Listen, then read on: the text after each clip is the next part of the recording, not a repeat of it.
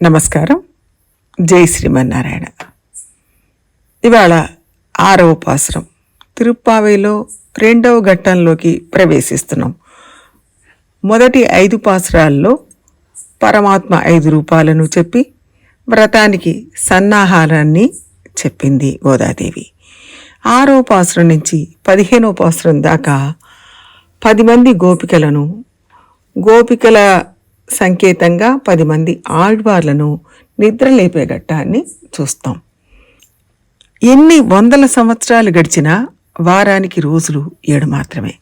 అలాగే లోకంలో ఎన్ని కోట్ల మంది మనుషులున్నా 10 రకాలుగానే ఉంటారు. అందుకనే లోకంలో ఏది చేసినా ఏం చెప్పినా 10 మంది మెచ్చాలి కదా అంటూ ఉంటారు. ఈ పాసురం నుంచి 15వ పాసురం దాకా ఉన్న 10 పాసురాల్లో 10 మంది గోపికలను నిద్రలేపడం చూస్తాం. ఈ 10 మంది గోపికలు 10 మంది ఆళ్వార్లకు ప్రతీక అని మన పూర్వాచార్యులు నిర్ణయం చేశారు. ఇంకా భక్తి చేసేవారిలో 10 దశలు ఎలా ఉంటాయో ఆ విశేషాలన్నీ ఈ 10 పాసురాల్లో మనకు కనపడతాయి. శ్రీ వైష్ణవ సంప్రదాయంలో నిత్యం అనుసంధానం చేసుకునే వాక్య గురు పరంపరలోని వాక్యాలు ఈ పాసురం నుంచి మనకు మొదలవుతాయి. ఇవాల్టి పాసురంలో కృష్ణానుభవానికి కొత్తగా వచ్చిన గోపికను నిద్రలేపుతున్నారు.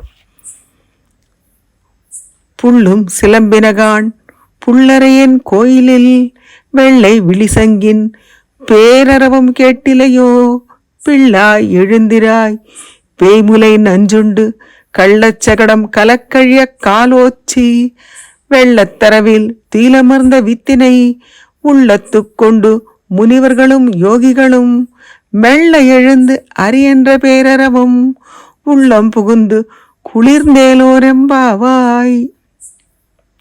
పుళ్ళుం సిలంబినగాన్ తెల్లవారింది అనడానికి మొదటి గుర్తుగా పక్షుల ధ్వని ఇక్కడ తెలియజేస్తున్నారు. అది భగవత్ ప్రాప్తి పొందే దశ, మహాపురుషుల మాటలు చెవిన పడే దశ.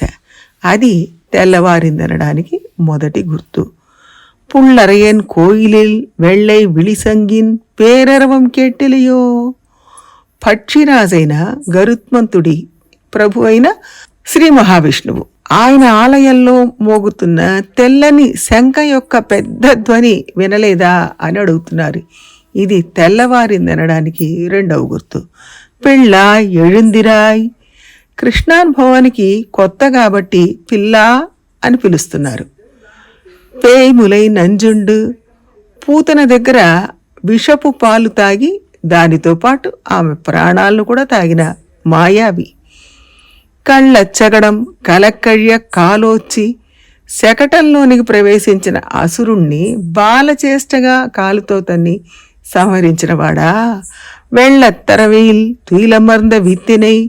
క్షీరసాగరంలో శేషతల్పం మీద నిద్రపోతున్న కారణభూతుణ్ణి ఉళ్ళత్తుక్కొండు మునివర్గళం యోగిగళం. నిరంతరం మనసులో పరమాత్మను నిలుపుకొని స్మరణ చేసే మునులు యోగులు. మెళ్ళ ఎഴുந்து అరియன்ற పేరరవం కేట్టిలయో పేపెಣ್ಣే.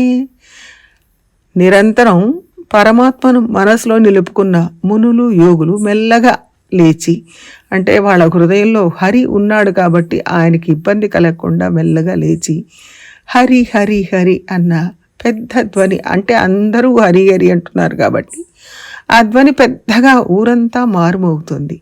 ఆ ధ్వని వినలేదా వెర్రిపిల్ల అని అంటున్నారు. నిద్ర లేవగానే హరినామాన్ని 7 సార్లు హరి హరి హరి హరి హరి హరి అని అనాలి అని శాస్త్రం చెప్తుంది. ఇక్కడ మునులు యోగులు అనేకులు ఉండడం వల్ల వాళ్ళందరి గొంతులు కలిసి పెద్ద ధ్వనిగా వినిపిస్తోంది.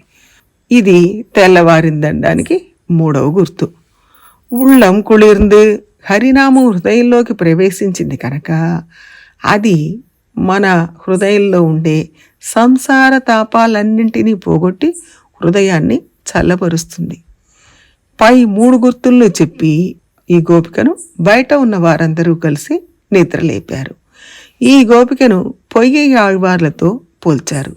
ఆయననే సర్వయోగి అని కూడా అంటారు.